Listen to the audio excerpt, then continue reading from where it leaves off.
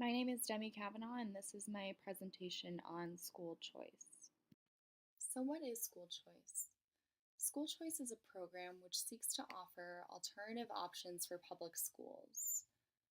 These options are typically publicly funded, and they include options such as charter schools, magnet schools, private schools, and virtual schools, among others. Now let's take a look at what these alternatives to public school actually are, starting with charter schools.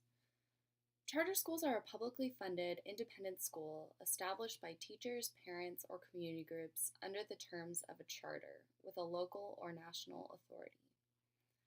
44 states offer charter schools, and only about 4% of school aged children attend them. Simply put, magnet schools are public schools with specialized courses or curricula that students often have to test into.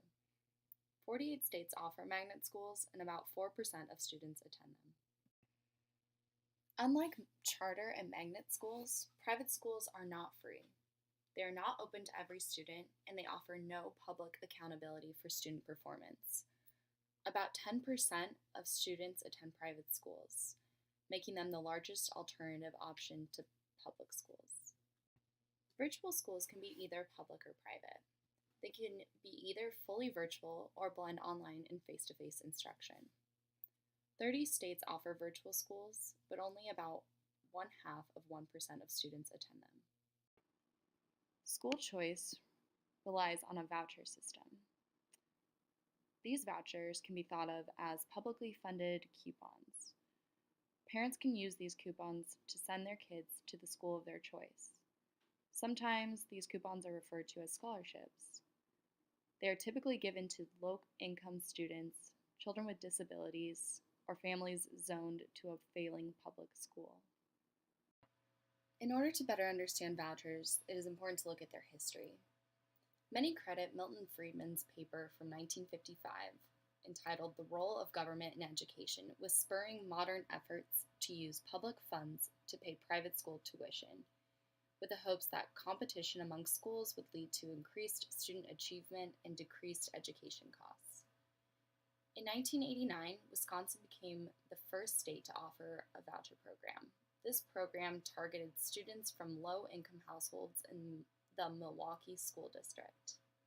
In 2001, Florida enacted the John M. McKay Scholarships Program for students with disabilities, becoming the first state to offer private school vouchers to students with disabilities.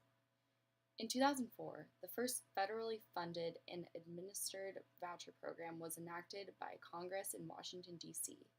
It offered private school vouchers to low-income students, giving priority to those attending low-performing public schools. In 2007, the Utah legislature passed legislation creating the first statewide universal school voucher program, meaning it was available to any student in the state with no limitations on student eligibility. And in 2011, Indiana created the nation's first statewide school voucher system program for low-income students. While the idea of school choice is not a new one, it has garnered large amounts of media attention as of late due to Secretary of Education Betsy DeVos's vocal support of the school choice movement. With DeVos's support, the Trump administration's education budget proposes $250 million towards creating vouchers for private schools and $167 million for charter schools. If it were approved, this budget would allocate more funds towards school choice than any administration's budget ever before and largely change the way our education system functions. The topic of school choice has many supporters as well as critics. Those who support school choice argue that school choice offers parents the option to choose what they think is best for their child. They say that school choice allows lower income students to receive a better education, and that competition from voucher schools leads to better public schools because public schools feel the pressure to improve to attract students. A study conducted by Harvard University and the Brookings Institute shows the positive impact school choice has made on the African American community in New York City. This study tracked students entering grades K through 5 who participated in a foundation funded New York City voucher program experiment begun in 1997 until they were at least 21 years of age as of the fall of 2011. The researchers found that among African Americans, only 26% attended college full time within 3 years of expected high school graduation if they did not receive the voucher opportunity. But among those who received the voucher, 34% attended college full time within 3 years. That comes to an increase of about 31%. Critics of school choice argue that school choice violates the separation of church and state by allowing public funds to be used at religious private institutions.